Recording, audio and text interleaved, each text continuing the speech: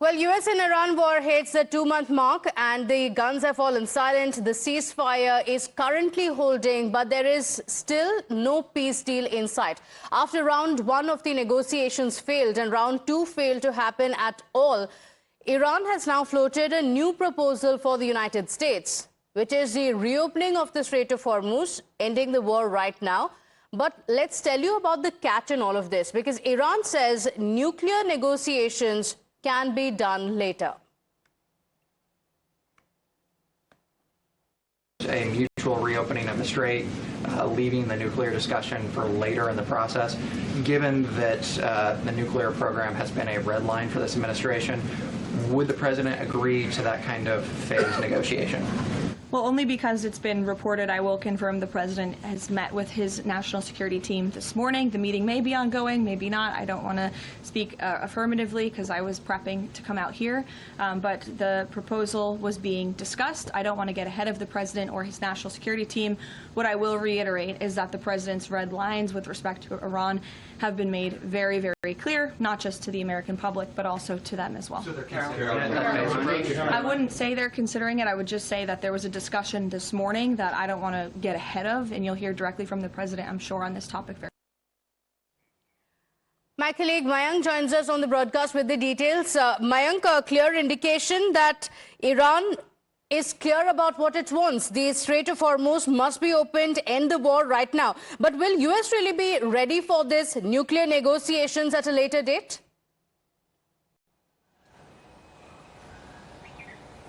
Good morning, Pratibha, and good morning to the viewers. See, both sides are using the pressure points. In this case, Strait of Hormuz was initially started to be used as a strategic tool by Iran, but now US also understood that it has to somehow or the other put the pressure towards the Strait of Hormuz. Else nuclear is the main point actually. Let us underline that aspect. We cannot deny that point. But then doables and something which can be put, at least postponed for some time, that could be nuclear aspect. But then doable in this case, as sounded by Iran, is that the Strait of Hormuz should be open for everything, because it has a major ripple effect. And mind it, indirectly, it has been also putting some kind of a pressure on US, because willy-nilly the energy security for the larger nations, and specifically the Asian continent and India in specific, has been because of the almost 1/5 part of the energy in terms of ratio and proportion has been coming from Strait of Hormuz. That's the kind of indirect pressure. The other point is exporter nations, which were using Strait of Hormuz strip to pass on their vessels or to export their energy or fuel or oil, gas and everything from that side, which could be Qatar, UAE, in fact Oman. Saudi Arabia also was using this passage. This is how the kind of the pressure was. But then, as I used the word doable, Iran found it that if discussions can take place at least on this, because it is pinching them also. The primary mover and shaker for their economy had been the export of oil and energy to the rest of the world. And in this case, Asia is important, India is important, because it was coming from that side only, almost 20% of it. This is how the entire thing has been put across, or has been stacked up in such a way that they find the better bargain. Nuclear issue is something, it is the biggest bargaining chip for Iran.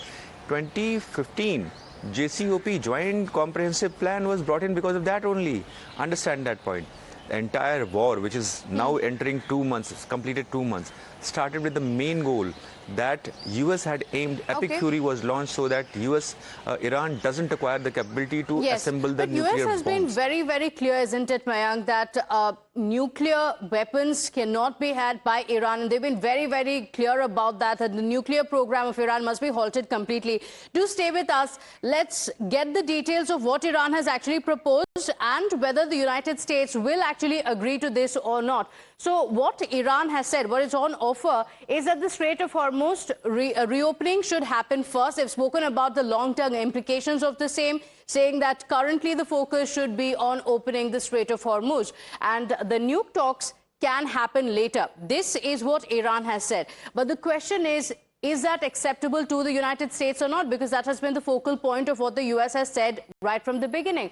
So why it matters is that it is a proposal that bypasses the very core nuclear dispute that has been going on, something the US has been very, very clear about. But it is also aimed at fast-tracking the US-Iran deal, because currently it is at a stalemate. But this also breaks the long-stalled diplomacy, because for a long time now there have not been talks between the United States and Iran. So that question still remains on, with this new proposal coming in from Iran, does that mean that the diplomatic talks will take place? Because according to reports, during the Iran-Russia talks, Iranian foreign minister had said that the truce talks in Islamabad failed due to the excessive demands of the United States. In fact, he also took a jibe at the Trump administration, going on to say that the US has achieved none of its goals in the war against Iran.